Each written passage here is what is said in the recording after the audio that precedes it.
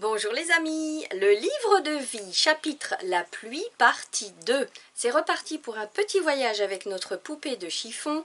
Nous travaillons ici la petite déco de la page de gauche, c'est juste la petite bande. C'est hyper simple, si vous êtes débutant, vous pouvez y aller. Il n'y a même pas de dessin à imprimer pour le décalquer parce qu'il n'y a quasiment pas de dessin. Et on s'amuse avec le fondu des couleurs et à travailler sur support mouillé et sur support sec.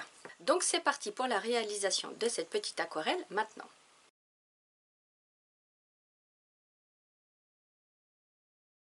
Je n'ai même pas préparé de prototype parce que ça va pas être compliqué du tout. On va plus travailler les couleurs que le dessin dans ce petit tuto. Je vous invite à prendre déjà votre drawing gum pour tracer la pluie. Donc avec des traits bien parallèles, toujours dans le même sens, j'utilise une plume de Murano. En ce qui me concerne, vous pouvez utiliser un cure-dent, une pointe de compas. Et ma plume de Murano, ce qui est bien ici, c'est qu'elle est cassée au bout, donc ça la rend encore plus fine. Voilà, donc ça déjà, on peut faire et on applique de la couleur, donc de la drawing gum, donc des traits bien parallèles, jusqu'aux 3/4 de la feuille. Donc vous appliquez vos traits en quinconce et puis vous n'hésitez pas à en faire bien au bord. Hein. Voilà, j'ai terminé, je vous laisse mettre pause le temps d'appliquer votre drawing gum. Et maintenant, on attend quelques minutes, 2-3 minutes, parce qu'il n'y en a pas beaucoup, hein, que ça sèche, pour appliquer notre couleur. Alors j'ai fixé ma feuille à son support, là c'est nécessaire parce qu'il va y avoir beaucoup d'eau et je vais appliquer pas mal de couleurs, donc elle risque de bouger. Et je vais appliquer 3 couleurs. Le vert chaud de chez White Nights numéro 747. Si vous n'en avez pas, vous pouvez mélanger du vert clair avec du blanc pour avoir un vert assez pâle. Ultramarine léger numéro 501 de chez White Nights. C'est un bleu assez foncé. Et de l'indigo, ici c'est l'indigo sans numéro de chez Daniel Smith. Et vous pouvez utiliser aussi du gris foncé. Je prends mon pinceau à la-vie pour mouiller déjà directement toute ma feuille. Alors à chaque fois que ma main sort de l'écran, c'est que je vais chercher de l'eau. Mon petit bol d'eau est à droite, en dehors de l'écran. Voilà. Et avec mon pinceau Kolinsky, je vais appliquer mes couleurs en commençant par le vert. Donc vous voyez, là, c'est pas de prise de tête, c'est hyper simple. Donc déjà, hop, de manière irrégulière, plus haut à gauche qu'à droite. Je rince mon pinceau, je vais chercher mon bleu. J'applique mon bleu en descendant là.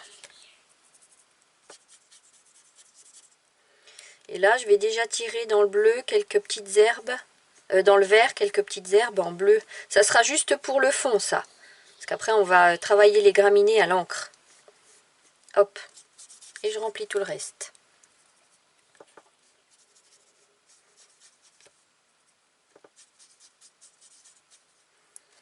Et maintenant, je change de pinceau. Je vais prendre mon petit pinceau Léonard numéro 4, encore plus fin.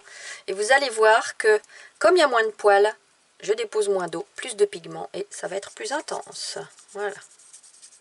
Donc là, pareil, je peux repasser une petite couche d'herbe en bleu. Donc comme je travaille mouillé sur mouillé, ça va être fondu. Hop. Et je continue. Je renforce mon bleu. Je rince mon pinceau, je prends mon indigo ou mon gris foncé et je vais appliquer du gris foncé sur le dessus.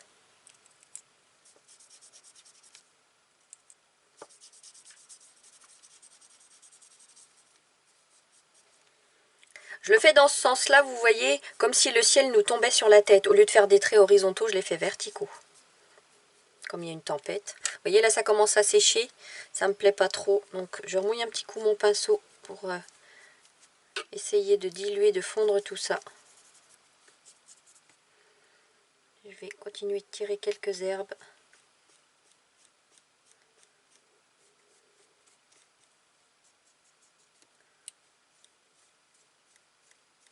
Bim. Voilà, et maintenant, il faut attendre que l'ensemble soit bien sec pour retirer la drawing gum et tracer nos graminées à l'encre. À vous! J'ai attendu une vingtaine de minutes. Au toucher, mon aquarelle est sèche. Maintenant, si vous n'êtes pas sûr qu'elle soit bien sèche, vous faites un petit test comme ça avec le dos d'un pinceau sur une petite surface. D'accord? Et puis si c'est bon, ben moi, là, j'y vais franco parce que je sais que ça ne va pas s'arracher. J'ai retiré toute ma drawing gum. Je vous laisse mettre pause le temps de retirer la vôtre. Et maintenant, je prends mon crayon à encre indélébile, enfin c'est un stylo, hein, pointe 0,1. Et puis je vais m'amuser à faire des petites graminées sur le devant. Là, je vais faire, donc pencher légèrement. Vous comprendrez pourquoi avec l'illustration de, de la page de droite. Alors plus pencher vers la droite. Hop. Et puis moi, je vais je vais m'amuser à faire comme des pissenlits avec un petit, donc une croix. Et puis un petit V comme ça. Et puis plein de petits points autour. Voilà, après il y a plusieurs formes possibles, hein, bien sûr. Je vais en faire un là.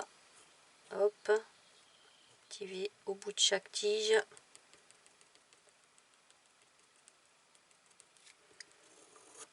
Hop.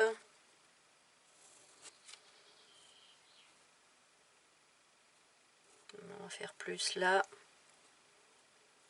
Après, vous faites les graminées de la forme que vous souhaitez.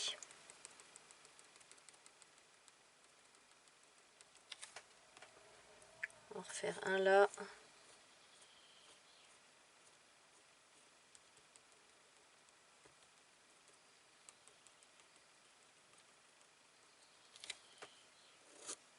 Alors après, pour donner un petit côté féerique, on peut même s'amuser à faire des petites spirales comme ça en guise de feuilles au bord des tiges. Ou bien à faire des choses toutes simples comme ça. Il y a plein de possibilités. Laissez parler votre imagination.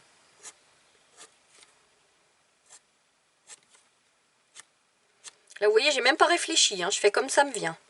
Hop. Est-ce que je rajoute un petit pissenlit coupé là sur le bord? Comme je vous dis toujours, ça donne de la crédibilité à un dessin de le couper sur les bords.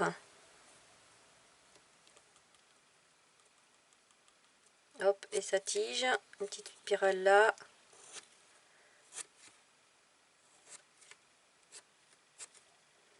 Bien touffu, bien dense.